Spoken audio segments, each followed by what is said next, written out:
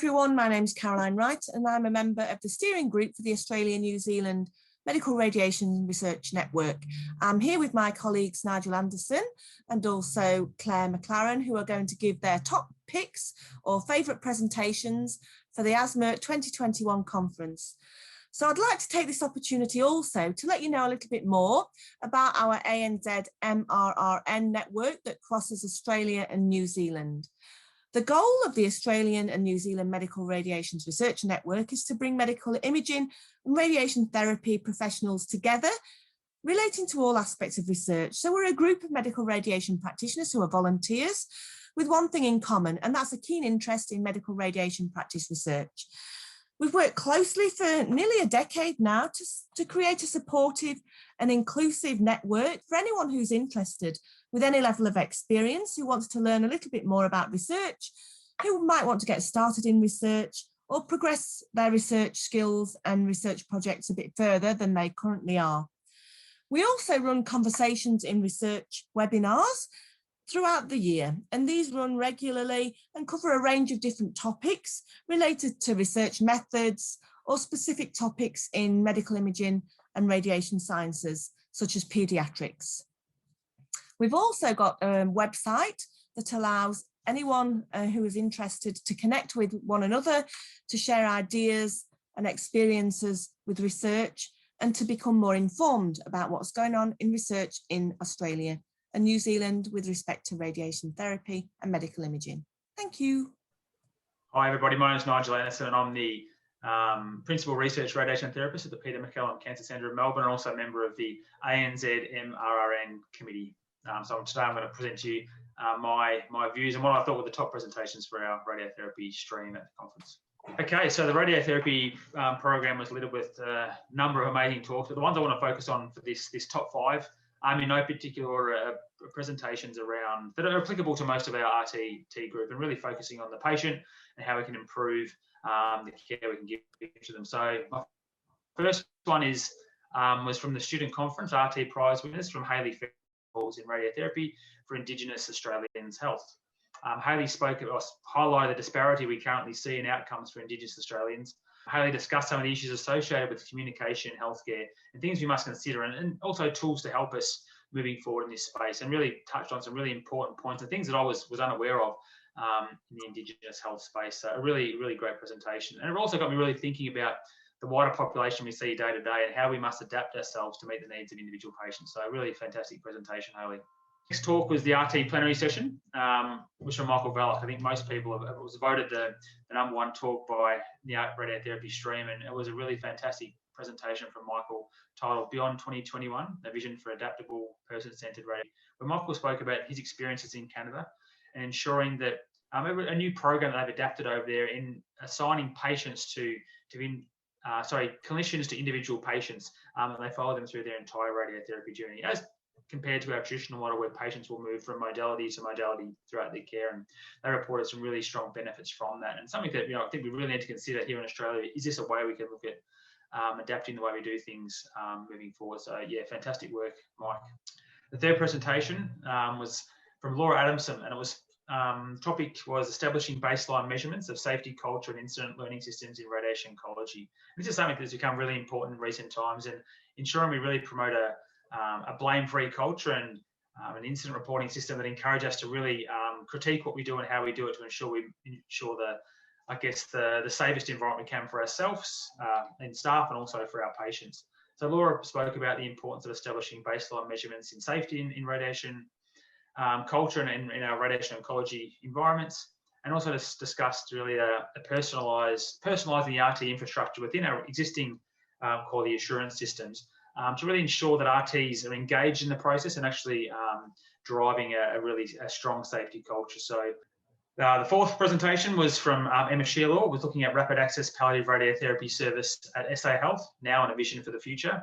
And what Emma spoke about was establishing a process to make the palliative pathway far more efficient than what it currently is, and remove unacceptable delays for patients who are often in pain and feeling quite uncomfortable when they're coming in for palliative radiotherapy. So Emma described a process where patients were seen, simulated, and treated only within a few hours compared to something that might routinely drag out over a number of days. And this is something that's really important in really improving that patient experience for this particular group. What was also encouraging from Emma's presentation was they were looking to further refine this, to utilise the imaging technologies on the machine, that being the comb MCT, to further hasten that appointment process for the patients and limit one extra interaction they'd have to have during that time. So to get them in and out the door as quickly as possible with as little discomfort as possible for them. The fifth and final presentation that I'd like to share is, really looking forward in the coming years in Australia, the introduction of proton therapy to our shores. So Nicole Zintara from South Australia spoke about how a patient selected for proton therapy, looking to the past and to inform future practice. And this is a really important presentation because it's not only valuable to those of us who will be working in proton therapy centres down the track, but also for the RTs across our entire country. This technology is going to have limited access as to who can gain access to proton therapy. So it's really important for us to know which patients are best suited. And presentations such as Nicole really bring this to the forefront so we can all get a better understanding of how referrals may work down the track so that we can really maximise the utilisation of this technology in due course when it does come to our shores in the coming years. So that's the 5 presentations from radiotherapy. And I hope you'll enjoy the conference and look forward to seeing everyone again in Cairns next year. Thank you. Thanks, Nigel. A fantastic summary of all the radiotherapy papers. Hello, my name's Clare, McLaren. I'm a senior lecturer at Curtin University in Perth in Western Australia, teaching in the medical imaging programme. I'm also a radiographer working at Perth Children's Hospital. I just want to share with you some of my top picks from the ASMIRT Vision Conference. From my top picks, I looked at various different sessions and I looked at the student prize winners and at the poster section. So starting with the poster section, I thought there was an excellent poster from Adele Doyle called Eyes Too Big for Your Belly, Reducing Fasting Times in CT. And this paper, the reason I liked it was because it is directly relevant to our daily practice as a radiographer and trying to make things better for patients and something that is easily implementable in your own departments, where she looks at very carefully looking at the radiographer, the request forms, the radiographer's looking at the request forms for the referral and working out whether or not you really need to starve a patient for 6 or 8 hours to get the answer for that patient. And they found that they could really reduce those starving times down to being quite minimal for certain indications. And I'd really recommend you having a look at that poster online. I then had a look at the student poster, so the medical imaging prize winning, medical imaging prize winning presentations. And I found this brilliant presentation by a radiographer called Jenny Han, who just spoke so enthusiastically on a new technique which has been introduced into Australia and now has kind of approval for implementation. And that was cryoablation for renal cell carcinoma.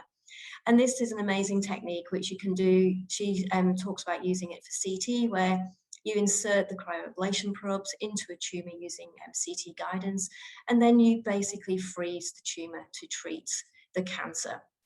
And she goes into great depth about how this can be used, and her enthusiasm is well worth having a look at. And it's a very excellent paper, and I can see why she won a prize for that one.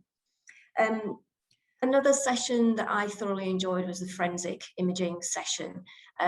All the presentations were actually very good and really showed what radiographers can bring to the forensic field, which in many ways, a lot of people forget that actually as imaging professionals, we can provide a lot of vital information.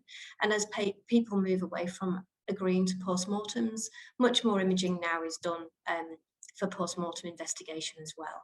There was a particularly good presentation by Flix Cox, who's a radiotherapy radiographer who you don't necessarily think of doing diagnostic imaging, but she was called in to help identify victims from the shooting in Christchurch a few years ago. She talks very well there about how you can share roles and help your colleagues, and it's a very, very good presentation. The other session that I thoroughly enjoyed was advanced practice. I've worked as an advanced practitioner in the UK for about 20 years before moving to Perth.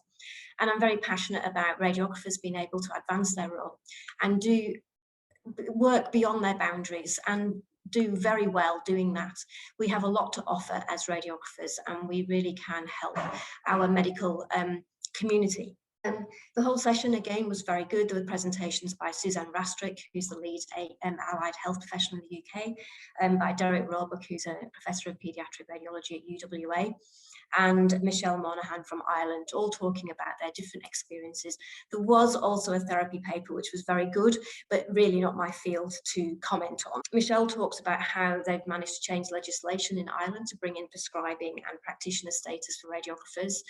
Derek Roebuck talks about how he has supported radiographers in the areas where he has worked and where we need to kind of change some ideas of how things are progressing with advanced practice with radiographers in Australia. Suzanne Rastrick spoke about the more kind of legalistic side of it in the UK and what has been brought in. So those were my top picks. I really recommend, if you have access to the sessions, to go and review those. But as I say, they were all very interesting and it was an excellent conference. Thank you very much. Thanks so much, Claire, and really great overview of the aspects related to patient care, the emphasis on patient care, and I think the roles of the radiographer within the multidisciplinary team and the different roles and pathways that the radiographers can take. So thanks so much for that overview.